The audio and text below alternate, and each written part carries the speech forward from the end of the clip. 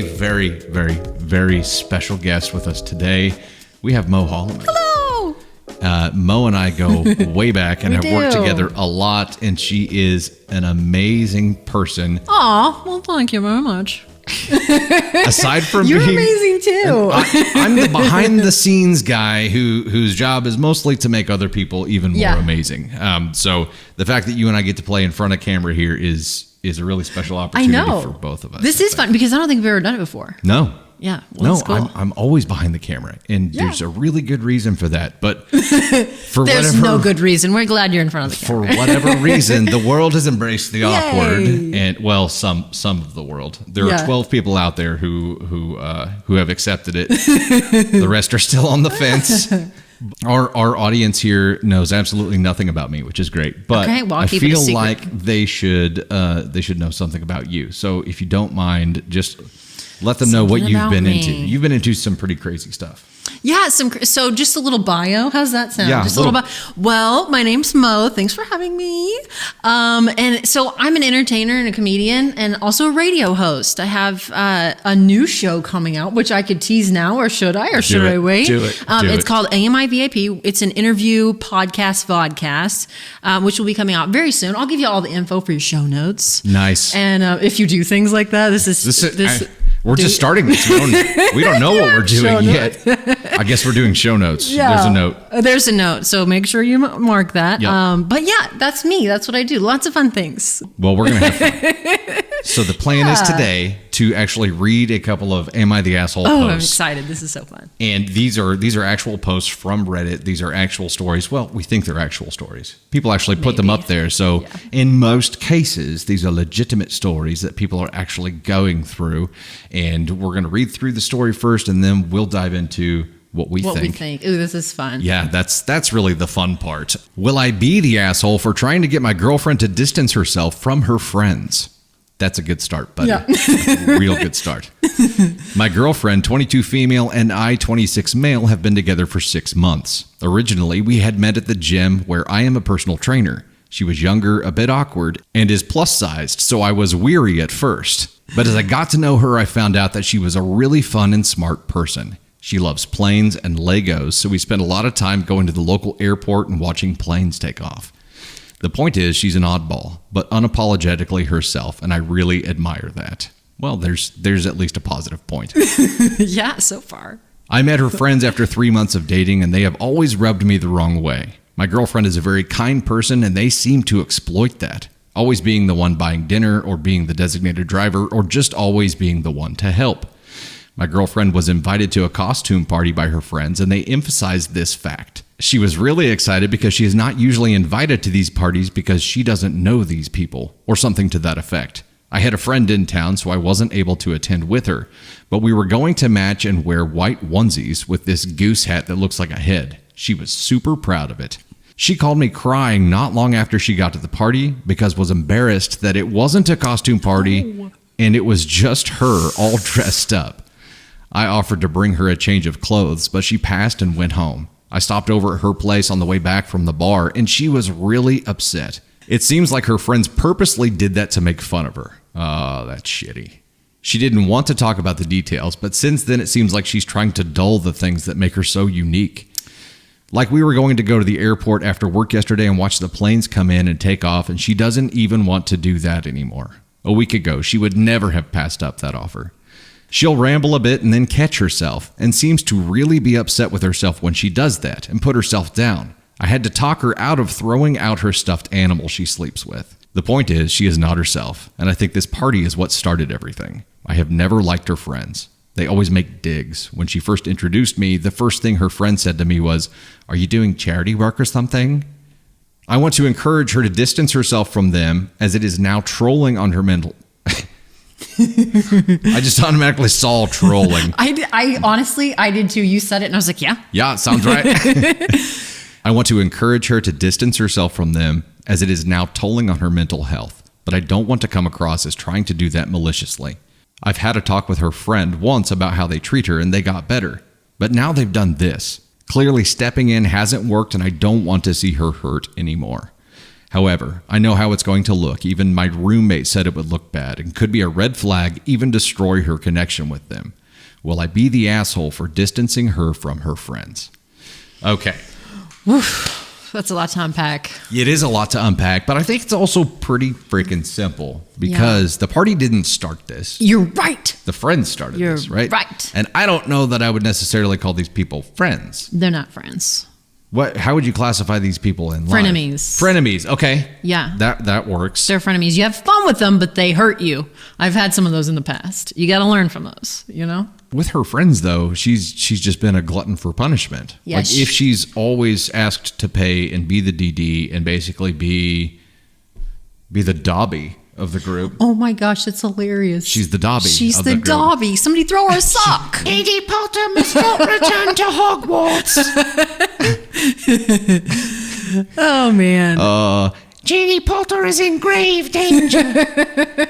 She needs someone to protect her, and I think that's the point. The boyfriend here is wants to be her protector. Yeah. Right? He wants to be the one that can jump in and break this cycle because now Very it's noble. destroying the things that make her unique. Yeah.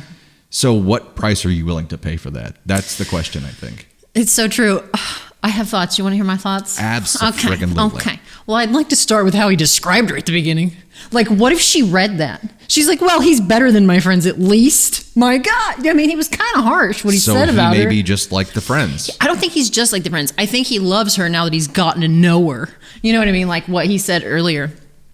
But here's what I think. He wants to protect her, but she got to learn how to protect herself. She's got to have boundaries, and she doesn't have any. And that's what's created this situation. How do you learn that as a person, though? These types of situations. So if this guy were to like see this advice from us, maybe. I think the thing is to just talk to her about. I know this probably isn't funny, but is to talk to her about what her intuition is on this. What does she feel like is right? Do you feel like it? Instead of saying, hey, your friends are bad for you, say, how do you feel about the way your friends treat you? How can I support you? And, here are some, maybe resources isn't the right word, but maybe get yourself a therapist, maybe a life coach. Talk to somebody because these aren't healthy relationships. Yeah. Well, and she seems to thrive on unhealthy relationships right now. And maybe that's the problem. And you bring up a good point. Yeah. Homeboy might be one of those unhealthy relationships. He may be really super helpful and better than most people in her life. But if he tries to control her about what to do with her friends, even though it's so obvious these aren't her friends, he's not doing the same thing, but he's contributing to some harm in her life for other reasons. So him wanting to help protect her. Him wanting to help protect her. Yeah. That makes him noble, but yeah. Overall, it doesn't make him not a dick, right? Yeah. Well, I mean, I think there's a way to go about it. You know what I mean? Like, I think you have to be tactful about it. I think you have to respect her and also know that this is new for her. And this is the first time she's probably ever going to practice boundaries. So she's probably not going to be good at it. And she also needs to know that's going to happen and that you just have to start somewhere. And, maybe they are potentially friends, but she has to be the one who says, this is not okay. And then give them the opportunity to step over the line or to respect it. And then have a backup plan after that for what she's going to do should they continue to be the way they are. Because this was terrible. That's like really horrible. And they're adults. Yeah. Well, they're who adults. knows how long this has been going on because they've only been together for 6 months and he's already had enough on her behalf. Yeah. Now, but left to her own devices, if he doesn't jump in and try to help, left to her own devices, I think we've seen here that she will not create her own boundaries. She will change herself. And become depressed. Yeah. Yeah, that's really sad. It's not going to solve anything. It's also not going to make her not the Dobby of the group. She's totally the Dobby. Yeah, totally the Dobby. Group. It's so sad. She's the Dobby of the group. Aww. But it's not. We talk a lot of in our normal "Am I the Asshole" readings. We talk a lot about pain creating change. There has to be enough pain to create change. Mm-hmm. She's experienced enough pain to create change, but the change that she chose was to change herself rather than create boundaries, rather than try to remove herself from the situation, which tells me that she is so dependent on having a friendship with these other people that she's willing to endure sacrificing herself. Yeah. Well, she was willing to endure the beatings that Dobby got on the daily, and now she's willing to outright change herself to try to cling to the last hopes of remaining in this group. And what kind of freaking Kool-Aid drinking bullshit is that? That's a lot of bullshit. You have to. Like, what do you want? So what do you true. want me to change? I'll be a friend. What do you want me to be? What you want me to be a redhead? I'll be a redhead. Yeah, it's so true. What else we got to do? What I don't like airplanes or Legos anymore. Okay. No more planes. Okay. No more Legos. I don't like no planes or Legos no more. I know, it's so sad. And honestly, again, I know this is like super not funny, but self-love is always the answer. And changing yourself is literally never the answer. There are people who are right for you in your life, who will love you and support you and celebrate you for all the things that are great about you. And anyone who isn't that is not for you. That's just my opinion. Agreed. That's very healthy advice. Well, thank you. I probably way more helpful than I would normally be. Well, I'm new here, so let me know how I'm doing. Let me know what I need to do to be your friend. Do I need me to change something about myself? They're going to be like, we need Mo to be shittier. Yeah. We need Hey, I can be shitty. I'm glad you're not, specifically for this one, because she needs some good, wholesome self-love. She needs to learn to love herself. And a lot of people in romantic relationships go through this similar kind of thing, and there is a dependence on other people, and eventually there's enough pain to where either, they just accept that they're going to be alone for the rest of their life, but they do so in a very depressed way, or they accept that they're going to be alone for the rest of their life, decide to not need another person and become happy with themselves, and then afterwards meet someone. Yeah. Because they don't need that person anymore, right? Yeah. Same thing needs to happen here, but how does she create boundaries for herself when she can't see the need to do that? And I feel like this may be a kamikaze mission for him. Ooh, it might be. It might be. Do you love her? What are you willing to do for love? Exactly. Are you willing to love her to the point that you're willing to burn yourself and potentially your relationship in order to save the potential happiness that she could have for the rest of her life? And if he did that, he'd be, you got the white knight.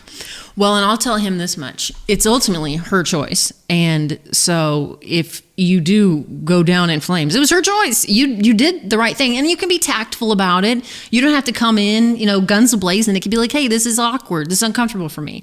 I love you, and I want you to know the choice is yours, and I support whatever you want to do.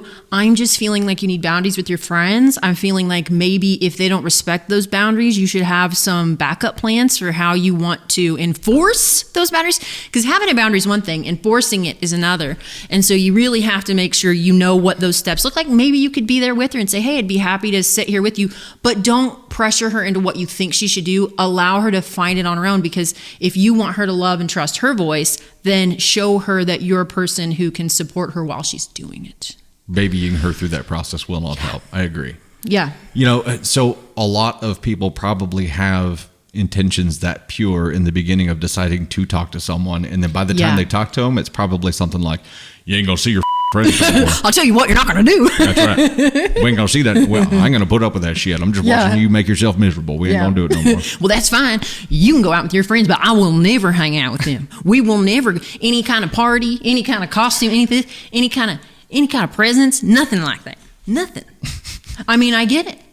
It usually does end that way. Yeah, I mean, I think whenever you decide to talk to your significant other specifically, you have this script in your head, right? You do. If it's a difficult conversation, you have this script in your head of what you want to say. And by the time it gets to your mouth, it's like, I can't. I know. This is bad choices. Do you want to know something funny? Can I share something personal? Absolutely. Is this okay? So the other night, I decided for an entire day, I was mad at Dave about something that I made up in my head. I'm just going to admit that right up top. And so anyway, he was like, hey, he was being, by the way, the most wonderful man ever the whole day. He could tell something was wrong with me. And so finally, as we're going to bed, which is totally when you do this, he's like, are you sure you're okay? And I was like, you know what? And so then I started talking to him. And as soon as it came out of my mouth, I was like, I am so sorry. I feel like an idiot. I'm so embarrassed. I don't even know what I'm saying anymore. This doesn't even match how I'm feeling. And I'm not even sure why I'm feeling that. And so, I just had this happen, and he was wonderful. But it was, can you imagine being on the other side of that? Like what that would look like? Yeah. I can. You can. I think we all can. But what you demonstrated there is something that I think few people do, at least quickly enough. Yeah. Realizing that what you were thinking or feeling wasn't really what was happening. Yeah. The fact that you had that realization yourself is a huge deal because most people just choose not to get there or see it and choose to ignore it. So Well, thank you. That's a huge deal. I felt like it was big of me. Yeah. That's emotional maturity right there. And you want to know what? I told Dave afterwards, I was, look how great that was that I just admitted I was wrong. Wait a second. So you were shitty to him the whole day while talking to him at night. For sure. Realized you were being shitty and you're like, look how great I am. That's pretty much exactly what happened. But he's used to it. I pat myself on the back all the time. That's awesome. Do you want to know something funny? I heard somebody say the other day, it's a piss poor dog can't wag its own tail. So there you have it. Wow. So I'm here to wag my own tail. Oh, that's great. Isn't that good? That is wonderful. Okay, so for this, I think that we haven't really reached a verdict. I think where we're at is that he's not the asshole for wanting to do this. Yeah. If he really has pure intentions for doing this and is willing to basically burn their relationship in order to give her a happier life, then stepping in and making those recommendations, like Mo said, not making the choices for her and not trying to force her into that conversation, but making her aware at least of what he's seeing and trying to turn this ship around. I think it makes him a very noble man. Indeed. And not the asshole. Yeah. If he's just doing this for other reasons, to try to, for the impact on his life that it's having, and does it in a way that basically isolates her from what right now she needs or thinks that she needs to survive day to day, there is the potential to do this in a very asshole-ish way. Yeah. There's a lot of potential for it to be, and that's just it. It could be messy, and just know that going into it, and just be ready to receive her however she is and love her no matter how she responds. Got to be willing to risk it all on this one.